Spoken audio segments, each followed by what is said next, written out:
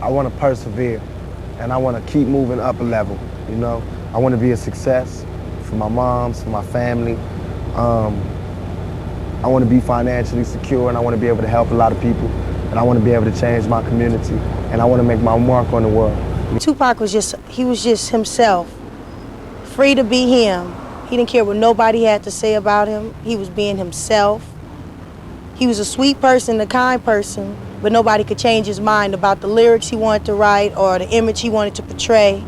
He was just the person he wanted to be. I'm focusing on changing the world, whatever I can do to achieve more, to be a better person, to make more money, and to get myself to a position in this business where I don't have to take as many orders, and I can give a few, and I can give back. That's what I'm trying to do. I'm setting out one lone young black male with the stack against me against the world, with about 30 cases. They're all getting dropped, and then I'm gonna take the world over.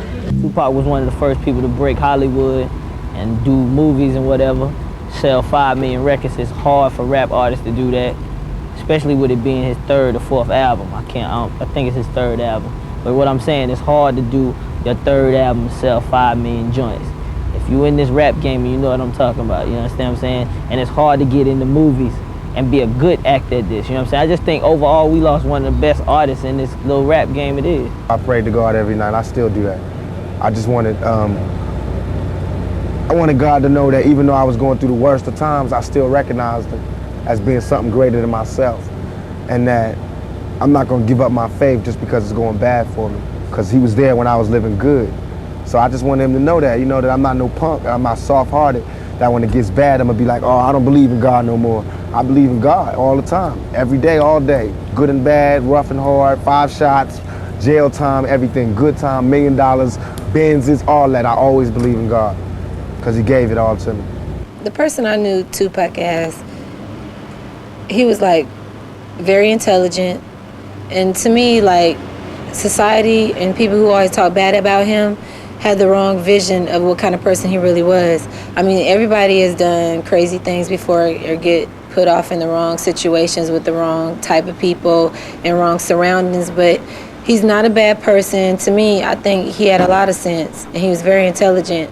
I guess that's what's frustrating and aggravating, that I can't live down this big shadow that I made to protect myself.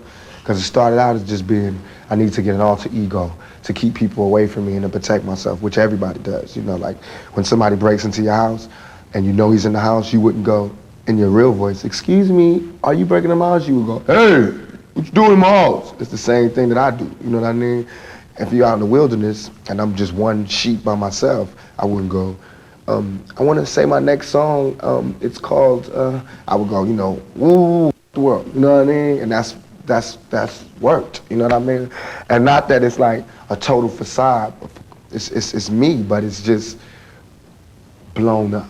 So when I first heard that Tupac was shot, and then like later on down the line they said that he had passed away, it was like real shocking. But I feel that what the Lord does is like put things in front of you to show you like lessons. I mean, like it goes back to even the Easy E thing, you know what I'm saying? It's like, because children, they look up, and not just children, but like people our age, I'm saying, they look up to the people that they see on the TV screen or what they hear.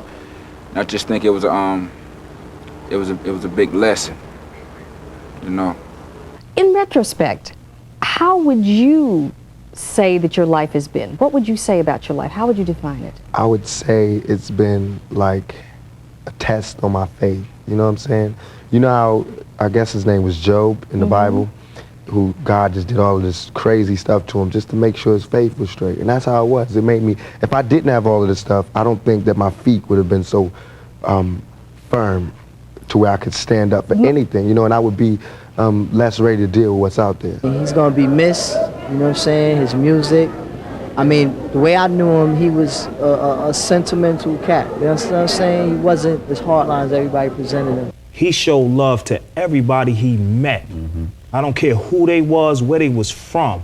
East Coast, West Coast, wherever. You know what I mean? We had in More You Till I Join You, damn, I wish they would have known how much you love New York.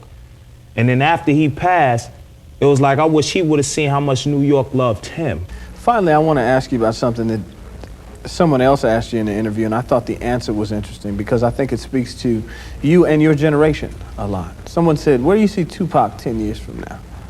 You said, hey, I just want to be alive. That's real for you. That's so real. I made a metamorphosis. I'm a new person today because I used to strongly and honestly, I feel like I could represent my generation so much because I honestly did not care whether I lived or died. But now, I cannot die with people thinking I'm a rapist or a criminal. I can't leave until this shit's straight. You know, I'm not suicidal. I can't go until y'all really know what time it is. And then after that, boom, it's all over. And we can see, you know, how this shit fall. But that's how it is. And the reason being is because if I can't live free, if I can't live with the same respect as the next man, I don't want to be here. Because God has cursed me to see what life should be like. If God wanted me to be this person and be happy here, he wouldn't let me feel so oppressed. He wouldn't let me feel so trampled on. You know what I'm saying? He wouldn't let me think the things I think. So I feel like I'm doing God's work. You know what I'm saying? Just because I don't have nothing to pass around for people to put money in the bucket don't mean I ain't doing God's work. I feel like I'm doing God's work. You know what I'm saying? Because these ghetto kids ain't God's children, and I don't see no missionaries coming through there.